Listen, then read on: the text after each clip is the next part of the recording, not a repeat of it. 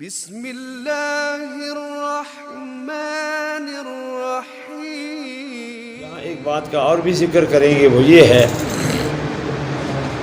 کہ جب را مشدد ہو، را تو اس کی اپنی حرکت کا اعتبار ہوگا۔ را مشددہ مفتوحہ شروع سے آخر تک پر پڑی جائے گی، چاہے اس سے پہلے حرکت کچھ بھی ہو۔ را پر شد ہو اور کسرہ ہو تو را مکسورہ مشددہ شروع سے آخر تک باریک پڑی جائے گی، چاہے اس سے پہلے کوئی بھی حرکت۔ یہ اس لیے ذکر فرمایا کہ بعض لوگ را مشددہ، آپ کو پتہ ہے کہ مشدد حرف 2 بار پڑھا جاتا ہے اور اس میں دیر بھی 2 حرفوں کی لگتی ہے۔ حمزہ زبر با، اب با زبر با، کیسے پڑھتے ہیں؟ اب با دیر لگاتے ہیں نا۔ اب اس کا پہلا سکون ظاہر نہیں کرتے، مگر اب با گویا کہ پہلے ساکن پھر متحرک۔ اتا، اب بی، اب بو، اسو دیر لگتی ہے نا۔ تو کچھ لوگ یہ کہتے ہیں کہ ایک لفظ ہے سرون، سرن کی راہ مشدد ہے۔ اب مشدد راہ کو 2 بار پڑھتے ہیں، پہلے ساکن پھر اس کا سکون ظاہر نہیں کرتے کیونکہ مشدد ہے نا۔ اگر سکون ظاہر کریں گے تو پھر تو تشدید ہی ختم ہو جائے گی۔ تو کہتے ہیں کہ پہلے ساکن ہے تو پہلے اس کو ساکن پڑھو، سکون کی وجہ سے ساکن ہے اور ساکن سے پہلے سین کی جی کیا ہے، لہذا پہلے اس کو باریک پڑھو پھر دوبارہ۔ تو سر ون کو وہ کہتے ہیں سیر ون، سیر ون، اس طرح پڑھو، پہلے ساکن پھر پر۔ اور اسی طرح دریون کی راہ، دریون میں راہ مشدد ہے۔ اب اس کو ہم پہلے ساکن پھر متحرک پڑھتے ہیں، تو جب پہلے ساکن پڑھتے ہیں تو اس سے پہلے پیش ہے را ساکن ما قبل مضموم کو کیسے پڑھتے ہیں؟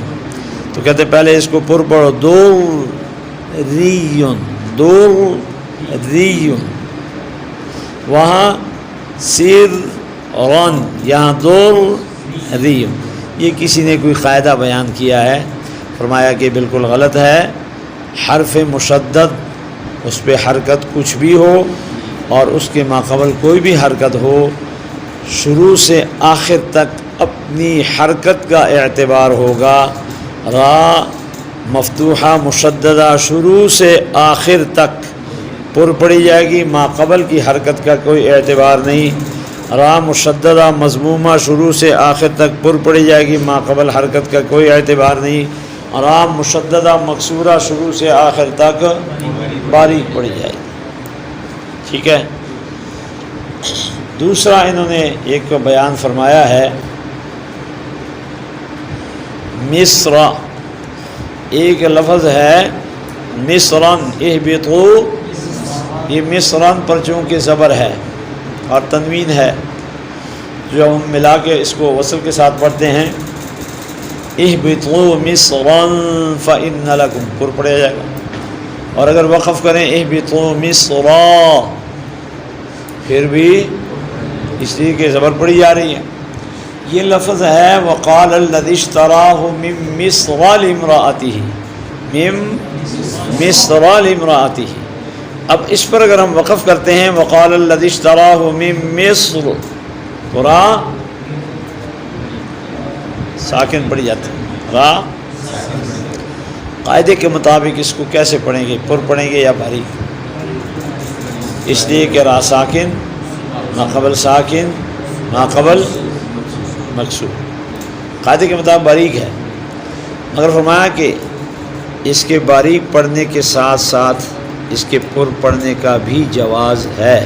یہ دونوں باتیں ٹھیک ہے جی، اس میں جائز ہے، پر بھی پڑھ سکتے ہیں، باریک بھی پڑھ سکتے ہیں۔ اسی طرح عین القطر، وقف کریں، یہ وقف کی بات ہے، مصرع میں بھی وقف کی بات ہے، وصل میں پر پڑی جائے گی، زبر ہے۔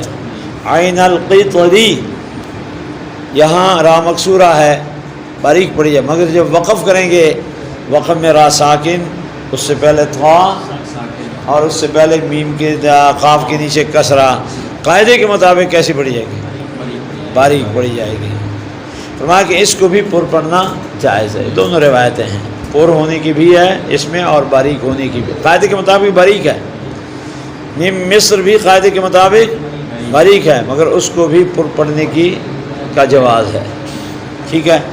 دونوں رائیں دونوں طرح سے وقف میں پڑھی جا سکتی ہیں، مگر فرمایا کہ میم مصرا کی راہ جو ہے اس پر چونکہ خود فتحہ ہے، مصرا کی راہ پر خود فتحہ ہے، زبر ہے، لہذا پڑھ تو آپ دونوں طرح سکتے ہیں، باریک بھی اور پر بھی، مگر مصرا کی راہ پر فتح ہے، لہذا اس کو پر پڑھنا وقف میں زیادہ بہتر ہے، جبکہ باریک پڑھنا بھی۔ عین القطری کی راہ پر چونکہ کسرہ ہے، لہذا آپ اس کو پر اور باریک دونوں طرح سے پڑھ سکتے ہیں، مگر چونکہ اس پہ کسرہ ہے لہذا اس کو باریک پڑھنا وقف میں زیادہ اولیٰ ہے۔ تو پڑھنا بھی جائز ہے، مگر باریک پڑھنا بس یہ